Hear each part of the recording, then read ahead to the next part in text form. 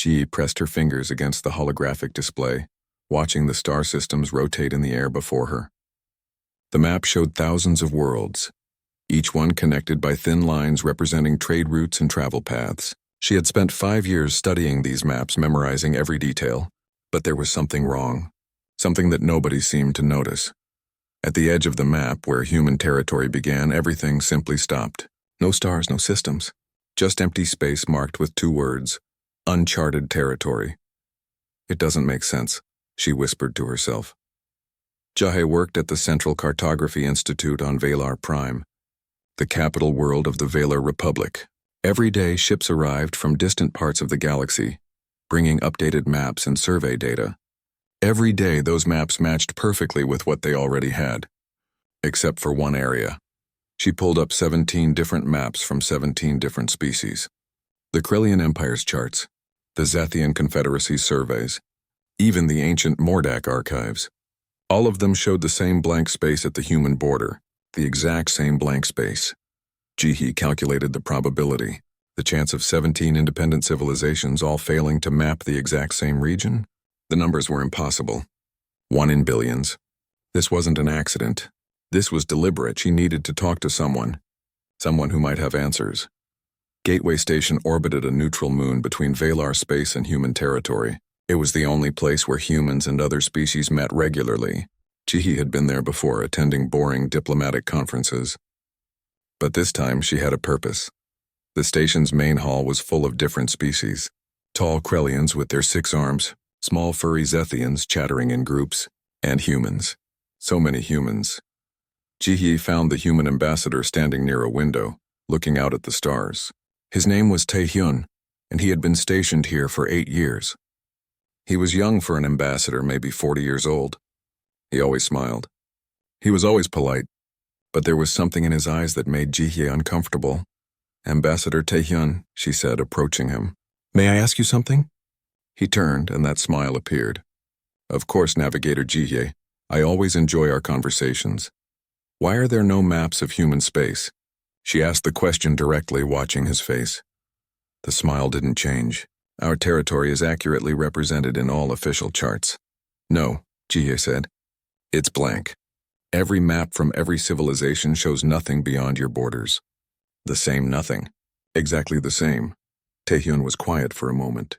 Then he said, "Perhaps some mysteries are kindnesses." "What does that mean?" "It means," he said gently, "that not all questions should be answered." He paused, then added, "But if you insist on looking, you might not like what you find." Before Jihi could respond, Taehyun walked away, disappearing into the crowd. She stood there, feeling cold despite the station's comfortable temperature. 2 days later, Jihi met Minho in a small cafe on Valar Prime. Minho worked for military intelligence, analyzing threat patterns and security risks. They had been friends since university. "I need your help," Jihi said, sliding a data chip across the table. "I want to know what happened to the exploration ships." Minho picked up the chip. "What exploration ships?" "The ones that went into human space, before first contact was formalized. I found references in old records. 7 ships. All of them crossed the boundary. None of them came back." Minho's expression changed. He looked around the cafe, making sure no one was listening. "That information is classified." "You knew about this?" "I found something during a routine analysis last year," Minho said quietly. 7 ships, 7 disappearances. But here's the strange part: they didn't send distress signals. They didn't report any danger. The transmissions just stopped. All at once. "What did your investigation conclude?" "It was shut down. My supervisor told me to forget about it. He said it was a diplomatic matter, not a security concern." Minho leaned forward. "But I didn't forget. I kept digging quietly." "What did you find?" Minho pulled out his personal tablet and showed her a file.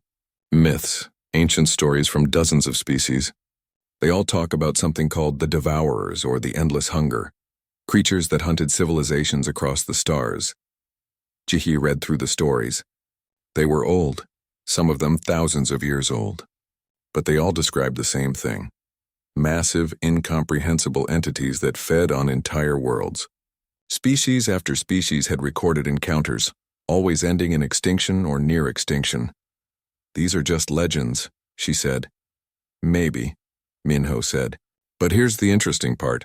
All these myths stopped being recorded about 75 years ago. They just vanished from cultural memory. And do you know what else happened 75 years ago? Jihi felt her stomach tighten. First contact with humans. Exactly. They sat in silence for a while. Around them, people talked and laughed, unaware of the conversation happening at the corner table. We need to cross the boundary, Jihi said finally. We need to see what's really there. That's illegal without human permission. Then we'll get permission. Or we'll go without it. Minho looked at her for a long moment. You understand this could end our careers? I understand that everyone in this galaxy believes humans are primitive, weak, new to space travel. But what if that's all a lie? What if they're hiding something? Before they could plan further, Jihi's communicator buzzed. It was a message from Tai-hyun. Just 4 words. Please don't do this. She showed the message to Minho. His face went pale. How did he know we're meeting? Minho whispered. Another message arrived. This one was longer. Humans aren't hiding from you. We're hiding you from something else. Some secrets exist to protect, not to deceive. Trust us, please. Ji stared at the words. She thought about the blank maps. The disappeared ships. The forgotten myths. And Taehyun's strange, sad smile. We're going, she said firmly. Whatever they're hiding, whatever they're protecting us from, we have a right to know. Minho nodded slowly. I'll start preparing. But Ji-hye, he hesitated. What if the ambassador is telling the truth? What if there really is something out there? Something we're better off not knowing about? Ji looked out the window at the stars above Valar Prime. Somewhere out there beyond the blank space on the maps, humans were hiding something. Something big enough to make them pretend to be weak. Something that made them watch the borders with quiet, constant vigilance. Then we need to know, she said, because ignorance won't protect us forever. 3 weeks later, they secured funding for a deep space research expedition. The Valar Science Council approved it without asking too many questions. They assembled a small crew, 5 people who could be trusted. The ship was called the Pathfinder. It was fast, well-equipped, and small enough to slip past detection. Or so they hoped. On the night before departure, Ji-hye received one final message from Taehyun. No words this time, just coordinates and a simple warning symbol. She deleted the message without responding. The next morning, the Pathfinder left Valar Prime, heading toward the boundary. Toward the blank space on the maps. Toward whatever humans had been hiding for 75 years. Ji-hye stood on the bridge watching the stars streak past. In 2 days, they would cross the line. In 2 days, they would finally learn the truth. She just hoped they would survive long enough to tell anyone about it. The Pathfinder crossed the boundary at 600 hours. Ji-hye watched the sensors carefully, expecting alarms or warnings. But nothing happened. The ship moved smoothly into human territory, and space looked exactly the same as it had on the other side. Maybe we worried for nothing, said Somin, the ship's xenobiologist. She was young, barely 25, but brilliant with languages and alien cultures. She had joined the expedition because she wanted adventure. Ji-hye didn't respond. She kept her eyes on the display, watching, waiting. They traveled for 6 hours without incident. The crew began to relax. Maybe the blank maps were just bureaucratic oversight. Maybe humans were simply private about their territory. Maybe there was no mystery at all. Then the sensors detected something ahead. What is that? Minho asked, leaning over the console. The display showed debris. Not a small field, a massive one stretching for light years in every direction. Billions of fragments ranging from tiny pieces to chunks the size of moons. Salmon ran a quick analysis. Her face went white. These are ship fragments, from hundreds of different species. Some of these designs are millions of years old. A graveyard, Ji-hye whispered. Before anyone could speak further, proximity alarms screamed. A ship appeared on sensors moving fast. It positioned itself directly between the Pathfinder and the debris field. Identify yourself, Minho said into the communicator, his hand moving toward the weapons console. A voice responded in perfect Valar. This is the ECS Guardian. You have entered restricted space. You have 15 minutes to reverse course. Ji-hye studied the ship on the display. It was human, no question. But it didn't match any design in the official databases. It was sleek, advanced, and its energy signature was enormous. This ship could destroy the Pathfinder without effort. We're a peaceful research vessel. Jihye said into the communicator. "We have the right to free passage under the Galactic Navigation Treaty." Silence. Then the voice spoke again. "The treaty does not apply to quarantine zones." "You have 14 minutes. Quarantine?" Salman looked confused. "There's no disease here." "What are they quarantining?" Minho's console beeped. "They're sending us data. Coordinates for specific locations in this region." Jihye made a decision. "Scan those coordinates. Passive sensors only. Don't activate anything active that might be seen as hostile." The results came back slowly. With each new reading, the bridge became quieter. Massive structures. Organic in composition, dark and cold, showing minimal energy output. But they were enormous, each one the size of a small moon. And there were thousands of them scattered throughout human space. "What are those things?" Soman's voice shook. Minho was scrolling through his mythology files, comparing the sensor data with ancient descriptions. His face had gone gray. "The Devourers. They're real. They're actually real." "Explain," Jihye demanded.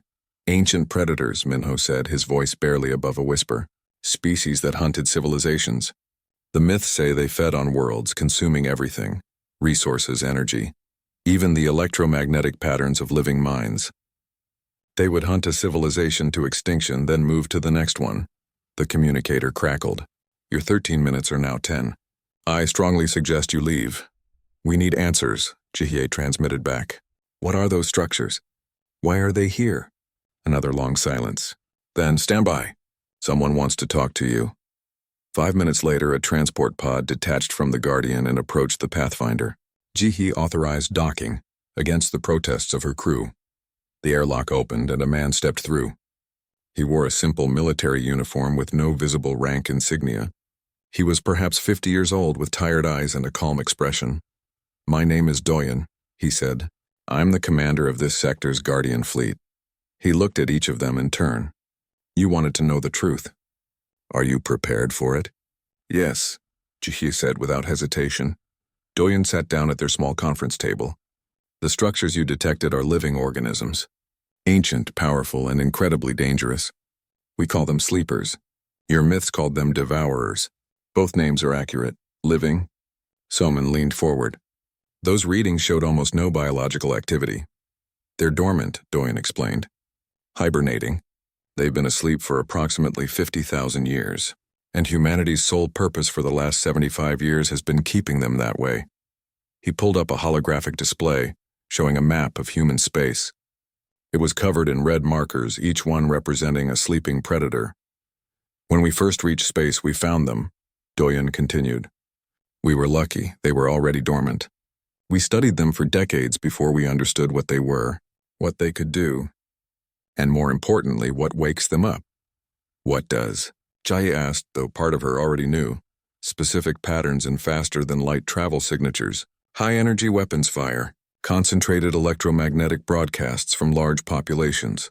Everything that a normal, expanding space civilization does naturally." Doyen's expression was grim. "In other words, all of you are ringing the dinner bell every day without knowing it." The bridge was silent except for the soft hum of the ship's systems. "That's why you claim this territory," Minho said slowly, understanding dawning. "You're not hiding from us. You're protecting us." "We're containing the threat," Doyen corrected. "Human space encompasses the largest concentration of dormant sleepers in the known galaxy. We maintain a low energy profile. We limit our FTL travel patterns. We restrict our military capabilities. To the rest of the galaxy, we appear primitive and weak." "But you're not," Jihye said, looking at the Guardian through the viewport. "That ship is decades ahead of anything we have." "We have to be," Doyen said. "Because when containment fails, and it does fail occasionally, we need the capability to re-establish dormancy before the sleepers fully wake. That requires technology and techniques that we keep carefully hidden." Soman was shaking her head. "This is insane. Why not tell everyone? Why not warn the galaxy?" Doyen's expression darkened. "We tried. Twice. The first time, the Krellian Empire accused us of territorial expansion and lies. They sent a battle fleet into this region to liberate what they thought was restricted space. The energy from their weapons and engines woke 3 sleepers. It took us 3 months to put them back to sleep. 9 million humans died in the process." He paused, letting that number sink in. The second time, a smaller civilization tried to weaponize a dormant sleeper against their enemies. They thought they could control it. They were wrong. 14 inhabited systems were consumed before we managed to stop it. After that, Doyen continued, we made a choice. Secrecy, isolation. We would bear this burden alone rather than risk another catastrophic awakening caused by disbelief or arrogance. Jihi felt sick. Everything she thought she knew about humanity had been wrong. They weren't new to space travel. They were experienced guardians fighting a silent war. They weren't technologically inferior. They were deliberately holding back. They weren't mysterious, they were exhausted. What happens now? She asked. Doyen looked at each of them. You have a choice. We can suppress your memories of this encounter and return you to Velar space. You'll remember a boring survey mission and nothing more. Or you can keep your memories, learn everything we know, and never return home. Because we cannot risk this information spreading. Not yet. Why not yet? Minho asked. Because it's already failing, Doyen said quietly. The galactic community is expanding too fast. Your fleets are too large. Your broadcasts are too powerful. The sleepers are beginning to stir. We estimate 5 years, maybe less, before we lose containment entirely. At that point, the truth will come out whether we want it to or not. Jihi looked at her crew. Salmon's face was pale. Minho stared at the holographic display, at the thousands of red markers showing sleeping nightmares. I want to know, Jihi said. Everything.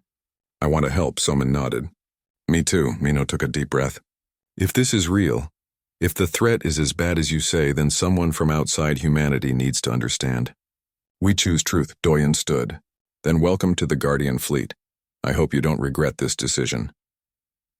As the Pathfinder followed the Guardian deeper into human space, Jihi looked back at the boundary they had crossed.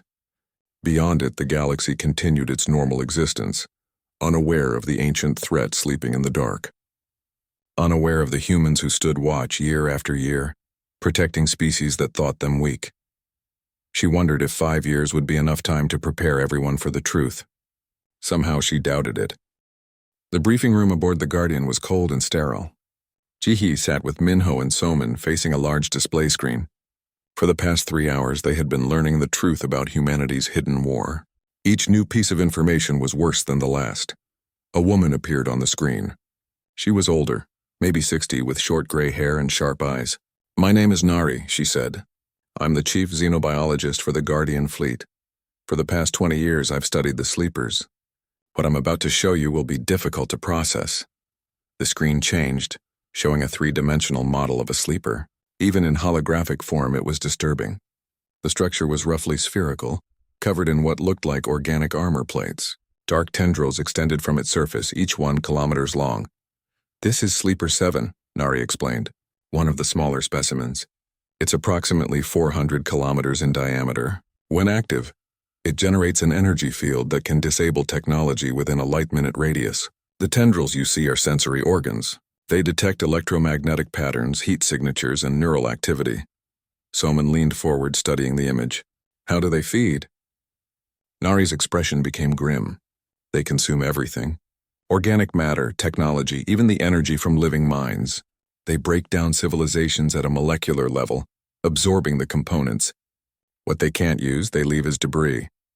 The screen showed footage, ancient, degraded, but clear enough. A massive structure moving through space, its tendrils reaching out to a planet. The world seemed to dissolve, its surface breaking apart and flowing toward the creature like water down a drain. This recording is 50,000 years old, Nari said. It's one of the few that survived from the last major awakening. Over 200 spacefaring civilizations were destroyed in a period of about 3,000 years. The sleepers hunted them systematically, learning from each encounter to become more efficient. What stopped them? Minho asked. We don't know, Nari admitted. They simply went dormant. Our theory is that they exhausted their food supply. With no civilizations left to consume, they entered hibernation to wait for new prey to evolve. Jihi felt cold. We're the new prey. All of us, Nari confirmed. Every species in the modern galaxy exists because the sleepers have been asleep. If they wake, extinction isn't a possibility, it's a certainty. The screen changed again, showing data charts and energy readings. The sleepers respond to specific triggers, Nari continued. Patterns in faster-than-light wake signatures. High-energy particle emissions from weapons. Concentrated radio and electromagnetic broadcasts. The more advanced a civilization becomes, the more noise it makes, and noise wakes them up. That's why humanity limits its technology, Soman said, understanding. You keep yourselves quiet. We had to, Nari said. When we first discovered the sleepers, we were already a highly advanced civilization. Our FTL drives were efficient and powerful. Our communications network spanned dozens of systems. We were making enough noise to wake the dead. Literally. We had to make a choice, she continued. Continue expanding and advancing and risk awakening the sleepers. Or sacrifice our progress to keep them dormant. We chose survival. The briefing ended and Nari's image faded. Doyen entered the room carrying data tablets. Now you understand why we can't tell the galaxy. The Krellian Empire alone has a fleet of 10,000 warships. The Zethian Confederacy broadcasts across 800 systems. Just their normal operations generate more trigger signals than we can safely suppress. But you said containment is failing, Minho pointed out. If it's already too late, why keep the secret? Before Doyen could answer, an alarm sounded. Red lights flashed throughout the ship. A voice came over the intercom. Alert, Sleeper 7 showing increased activity. All containment teams to stations. Doyen's face went pale. It's starting. The Guardian's bridge was chaos.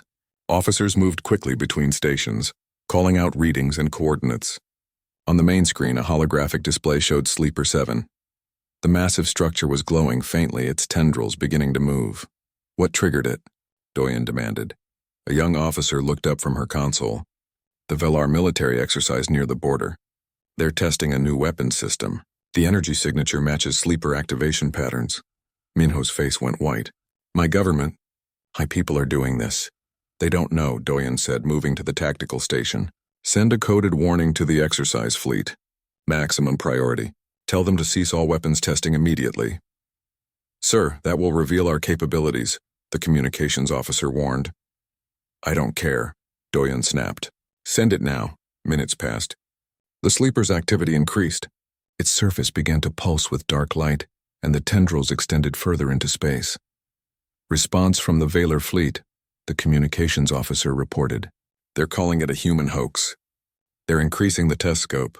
G stepped forward. Let me talk to them. They'll listen to me. Doyen looked at her, then nodded. Open a channel. Jihi spoke into the communicator, identifying herself and her credentials. She explained the situation as simply as she could. She begged them to stop. The response was disbelief. Accusations of treason. Questions about her loyalty. The exercise continued. Sleeper 7 is approaching 30% activity, an officer reported. If it reaches 50%, we'll need heavy suppression. Deploy suppression fields, Doyen ordered. All ships standard containment formation. Through the viewport, Jihi watched as dozens of ships moved into position around the waking sleeper. They formed a sphere, each vessel maintaining precise distance from the others. Blue energy fields flickered to life, connecting the ships in a glowing web. The suppression field is designed to mimic dormancy signals, Doyen explained, his eyes fixed on the display. It encourages the sleeper to return to hibernation. Usually it works, usually? Soman asked. Sometimes they ignore it. Sometimes they wake up anyway. The sleeper's activity level climbed. 40%, 45%. The tendrils began reaching toward the nearest Guardian ships. Sir, the exercise fleet just activated their new weapon, the tactical officer said. Massive energy spike detected. On the screen, Sleeper 7's activity jumped to 60%. The suppression field flickered and failed. One of the Guardian ships was caught by a tendril and went dark, its systems offline. We're losing containment, someone shouted. Doyen's hand hovered over a red button on his console. If we use weapons, we'll trigger more awakenings. But if we don't stop this one, it'll be loose in populated space within hours. There's another option, said a voice from the doorway. A woman entered the bridge. She was young, maybe 30, wearing a different uniform than the others. Behind her came a dozen more people, all dressed the same way. Commander Kyungmin, Doyun said. You can't be serious. It's the only way, Kyungmin replied. You know it is. Doyen closed his eyes briefly, then nodded. Authorized. May you return safely. Kyungmin and her team left the bridge. Through the viewport, Jihi saw them board small pods which launched toward Sleeper 7. What are they doing? She asked. Something we discovered by accident, Doyen said quietly. Human neural patterns generate electromagnetic signatures that the sleepers find unpleasant. Not enough to repel them when fully awake, but enough to encourage dormancy. We've been modifying ourselves for 3 generations, enhancing this effect. You're using people as living suppression fields, Minho said, horrified. We're doing what's necessary, Doyen replied. Those team members volunteered. They know the risks. The pods reached the sleeper, attaching to its surface. For several minutes, nothing happened. Then slowly, the creature's activity began to decrease. 60%, 55, 50. It's working, the tactical officer said, relief in his voice. But Jaihi noticed something on the display. What are those other readings? The signatures near the other sleepers? A different officer checked his console and his face went white. Sir, we're detecting sympathetic responses in 3 nearby dormant sleepers. They're connected somehow. Sleeper 7's awakening is triggering them. Doyen stared at the display. A cascade. We've never seen this before. They're networked. Sleeper 7's activity continued to drop. 40%, 30, 20. But the other 3 were beginning to stir, their own activity levels rising slowly. Can we stop them? Salman asked. Not if they all wake at once, Doyen said. We don't have enough ships, enough people, enough resources. Sleeper 7 finally returned to full dormancy. The pods began retreating, carrying Kyungmin's team back to safety. But on the display, the 3 other sleepers continued their slow awakening. Send for reinforcements, Doyen ordered. Alert all Guardian fleets, and someone get me a direct line to Admiral Hyunwoo. We need authorization for the full protocol. Jihi stood at the viewport watching the distant glow of the stirring sleepers. The Valor military exercise had finally ended, but the damage was done. 3 ancient predators were waking up, and humanity's carefully maintained secret was falling apart. She thought about her people back home, going about their normal lives. They had no idea how close they were to extinction. No idea that only human sacrifice stood between them and creatures that had destroyed hundreds of civilizations. The truth has to come out, she said to Doyen. Not in 5 years. Now. Before more wake up. Doyen looked at her with tired eyes. Once the truth is out, there's no taking it back. The galaxy will. The holographic display in the Galactic Council chamber showed the same image repeatedly. A massive creature, dark and ancient, hovering in space. Its tendrils reaching out. A planet dissolving into streams of matter. The council members sat in silence, watching footage that was 50,000 years old. Footage that proved humanity's warnings were true. Jihye stood at the center of the chamber, her hands steady despite her nervousness. Beside her stood Minho and Taehyun. Above them on the observation deck sat representatives from 47 different species. All of them had come to hear the truth. It had taken 3 weeks to arrange this meeting. 3 weeks of desperate arguments, of showing evidence, of trying to convince governments that the threat was real. The 3 sleepers that had begun to stir were back in dormancy now, but the cost had been high. 47 humans dead, hundreds more injured, all to fix a problem caused by ignorance. This is what you're protecting us from, said Yunbi, the chief council member from the Valor Republic. She was an older woman, known for her sharp mind and political skill. Ancient predators from before recorded history. Yes, Taehyun replied. The sleepers have been dormant for 50,000 years. In that time, new civilizations evolved, developed space travel, formed this council. All of it happened because they were asleep. And you're saying our normal activities are waking them up, said the Krellian ambassador, his 6 arms crossed skeptically. Our ships, our broadcasts, our weapons. Not just waking them, Minho said, calling them. Everything about modern civilization acts as a signal to these creatures. To them, we're not people, we're food, and we're advertising ourselves. A Zethian representative stood up, her fur bristling. If this threat is real, why did you hide it? Why didn't you warn us immediately? Taehyun's expression darkened. Because we tried. Twice. Both times ended in disaster. The first time, the Krellian Empire sent a battle fleet into our space, accusing us of territorial lies. The energy from their ships and weapons woke 3 sleepers. 9 million humans died stopping them. The chamber went quiet. The Krellian ambassador's face showed shock, then something like shame. The second time, Taehyun continued, a smaller civilization tried to weaponize a dormant sleeper. They thought they could control it. 14 inhabited systems were consumed before we stopped it. He paused, letting the numbers sink in. After that, we made a choice. Secrecy.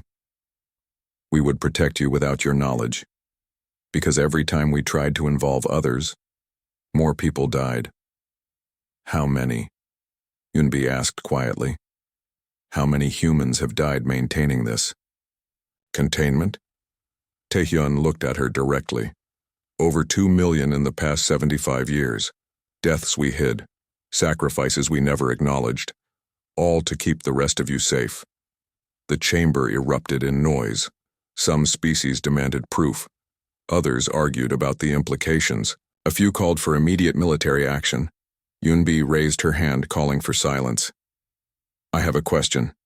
If humanity is so advanced, if your technology is decades ahead of ours as you claim, why should we trust you? Why shouldn't we see this as an attempt to establish dominance over the council? Before Taehyun could answer, another voice spoke. Because we've had that capability for 3 generations and we've never used it. An elderly human man walked slowly into the chamber. He wore a simple uniform with admiral insignia. His hair was white, his face lined with age and exhaustion. This was Admiral Hyunwoo, commander of the entire Guardian fleet. We could have conquered you, Hyunwoo said, his voice carrying through the silent chamber. Our weapons could destroy your fleets. Our ships could blockade your worlds. Our technology could cripple your economies. We've had this power the entire time you've known us. He stopped at the center of the chamber, looking up at the council members. But we didn't. Because we're not your enemies. We're your guardians.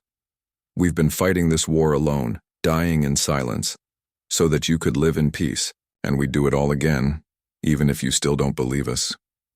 Jihai watched the council members' faces. Some showed belief. Others showed fear. A few still looked skeptical. Show them, Yunbi said to her assistant. The verification data. A new display appeared showing independent scans from Valar military satellites. Long-range observations of human space taken over the past month. The data showed exactly what the humans had described. Massive structures, thousands of them, scattered throughout their territory. And more importantly, it showed the Guardian fleet in action, ships positioning themselves around awakening sleepers, suppression fields activating. We've been watching, Yunbi said. After Navigator Jihee's initial report, we placed observation satellites at the border. Everything you've told us matches what we've observed. The creatures are real. Your containment operations are real. The threat is real. Then you understand why we need cooperation, Hyunwoo said. The galactic community is expanding too fast. Your energy signatures are too strong. In the past 5 years alone, we've had to suppress 17 awakening events. Before that, we averaged 3 per year. The sleepers are responding to your growth. What are you asking for? The Krellian ambassador asked. Restrictions on FTL travel patterns, Taehyun said. Limitations on weapons testing near sleeper concentrations. Reduced electromagnetic broadcasting in high-risk zones. And most importantly, acceptance of human guidance in containment operations. You're asking us to submit to human authority, someone said. We're asking you to accept expertise, Minho corrected. Humans have been fighting this threat for 3 generations. They've developed protocols, technologies, and strategies that work. Ignoring that knowledge because of pride would be suicide. The debate continued for hours. Some species wanted to help immediately. Others demanded more proof. A few wanted to try their own solutions, convinced they could do better than humanity. Finally, as the day ended, Yunbi called for a vote. We cannot decide everything today, but we can decide this. Do we accept that the threat exists? Do we accept that humanity has been protecting us? And do we agree to form a joint initiative to address this danger? The vote was close, 26 in favor. 18 against, 3 abstentions. Motion passes, Yunbi announced. The Galactic Containment Initiative is hereby established. Admiral Hyunwoo, You will serve as military commander. Ambassador Taehyun, you will coordinate diplomatic efforts. Navigator Jihye, your cartography expertise will be essential for identifying safe zones and risk areas. What about those who voted against? The Krellian ambassador asked. What if they refuse to follow the new protocols? Yunbi's expression was grim. Then they will learn the truth the hard way, and we will all pay the price for their ignorance. After the session ended, Jihayu found herself on an observation deck overlooking the council chambers. Below, representatives from different species mingled, arguing and negotiating. Some were already planning how to implement the new protocols. Others were scheming how to avoid them. Taehyun joined her at the railing. You did well today. I just told them the truth, Jihi said. You're the one who's been carrying this burden for years. How did you stand it? Knowing what you knew, watching us all live in ignorance? By remembering why we do it, Taehyun replied. Every day that passes peacefully is a victory. Every civilization that survives is worth the sacrifice. Even if they never know, even if they never thank us, their survival makes it worthwhile. But now they know, Jihi said. And some of them don't believe. Some of them will ignore the warnings. Yes, Taehyun agreed. That's the price of truth. Ignorance was safer in some ways, but it couldn't last forever. Minho approached them, carrying a data tablet. I just received a report from the border. 3 more sleepers are showing early signs of stirring, all in regions where there's been increased galactic activity. So it's already starting, Jihye said. It started years ago, Hyunwoo said, joining their group. We've just been delaying the inevitable. Now we have help. Maybe it will be enough. And if it's not? Jihi asked. The Admiral looked out at the stars visible through the observation window. Then at least we'll face it together. That's more than humanity has ever had before. Later that night, Jihi received a message from her family on Valar Prime. They had seen the council broadcast. Her mother was terrified. Her father demanded to know if it was real. Her younger brother asked if they were all going to die. She recorded a response, choosing her words carefully. Yes, the threat was real. No, death wasn't certain. Humanity had been fighting this war successfully for decades. With cooperation and discipline, the galaxy could survive. What she didn't tell them was what Hyunwoo had shared privately. The mathematical model showed that even with perfect cooperation, they had perhaps 10 years before the number of awakening events exceeded their ability to contain them. 10 years before the sleepers reached critical mass and full awakening became inevitable. 10 years to find a permanent solution. Or 10 years to prepare for the end of everything. Jihi looked at the star maps on her wall. They were different now. No more blank spaces. No more mysterious borders.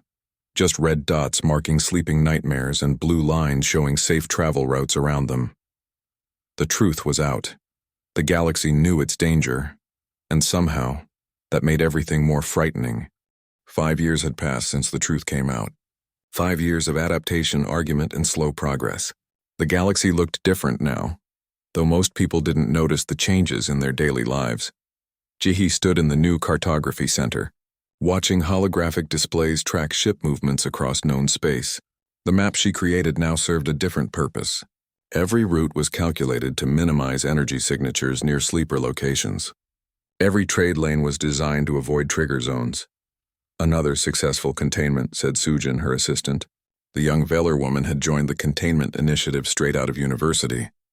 She belonged to a new generation, one that had grown up knowing about the sleepers, accepting the reality as normal.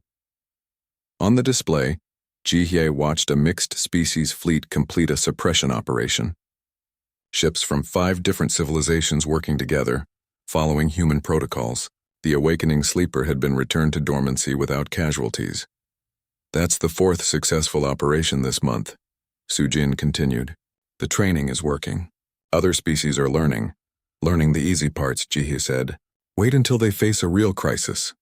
As if her words had summoned it, alarms began sounding throughout the center. Red lights flashed on the main display. Multiple sleepers, all showing activity spikes simultaneously. What triggered this? Jihye demanded, moving to the main console. Sujin pulled up the data. The Krellian Empire. They're testing a new weapon system. I thought, she checked her files. They were supposed to file a notice. Get clearance from the initiative. Apparently they didn't, Jihye said grimly. She opened a communication channel. Get me Admiral Hyunwoo. Priority alert. The Admiral's face appeared on the screen. He looked older than he had 5 years ago, the weight of command showing in new lines on his face. I'm already aware. All available ships are being redirected. But Jihye, he paused. We don't have enough vessels in that sector. Not for multiple simultaneous awakenings, and how many are waking? 4 confirmed. Possibly more. Ji felt ice in her stomach. 4 sleepers at once. The initiative had never faced that many together. What about the Krellian fleet? Can they help? They're too close to the awakening zone. If they use weapons or heavy engines, they'll make it worse. Hyunwoo looked at something off-screen. I'm implementing Emergency Protocol 7. Every ship in range, regardless of nationality, is being drafted for containment duty. Over the next 6 hours, the cartography center became a command hub. Cherry coordinated ship movements, calculating optimal suppression positions. Sujin managed communications, relaying orders to vessels from a dozen different species. On the displays, colored icons represented ships moving into position. Blue for human vessels, green for Valor, yellow for Zethian, red for Krellian, all of them converging on 4 awakening nightmares. First suppression field is active, reported Sujin. Human and Valar ships working together. The sleeper is responding. 1 down, 3 to go. The second suppression field activated successfully. Then the third. But the 4th sleeper was different. Larger than the others, it was waking faster, showing resistance to the suppression signals. It's not working, Hyunwoo's voice said over the channel. Sleeper 43 is at 70% activity and climbing. We need biological suppression teams. Jihye knew what that meant. Human teams, using their modified neural patterns to encourage dormancy. Volunteers who would approach the creature directly, risking their lives. Teams are deploying, someone reported. ETA 12 minutes. Jihye watched the display. Sleeper 43's activity reached 80%. Its tendrils extended, reaching toward nearby ships. 1 Zethian vessel was caught, its systems failing. The crew managed to evacuate before complete shutdown, but the ship was lost. 9 minutes, Sujin said, counting down to the suppression team's arrival. 90%. The sleeper was almost fully awake. Other ships pulled back, maintaining the suppression field but staying out of tendril range. On the display, Jihye could see the creature's energy signature growing stronger. 6 minutes. Then something unexpected happened. A Krellian warship broke formation, moving toward Sleeper 43 at high speed. What are they doing? Jihye demanded. Get them back! They'll trigger. Too late. The Krellian ship fired its weapons, massive energy beams striking the sleeper directly. The creature's activity spiked to 100%. It was fully awake, that idiot, Hyunwoo said, his voice tight with anger and fear. He just doomed his entire crew. All suppression teams, accelerate approach. We need biological suppression now. The sleeper's tendrils moved with terrifying speed. They wrapped around the Krellian ship, and even from light minutes away, Jihye could see the vessel beginning to break apart. Energy patterns shifted. Systems failed, and then the ship simply dissolved, its matter flowing into the creature. 2,000 crew, Sujin whispered. Just gone. The suppression teams arrived, their small pods racing toward the fully awakened sleeper. It was suicide. Everyone in the cartography center knew it. But the teams went anyway because that was the job. Jihye watched, unable to look away, as the pods attached to the creature's surface. For a moment, nothing happened. Then, impossibly, the sleeper's activity began to decrease, slowly fighting every step but decreasing. It's working, Sujin said, disbelief in her voice.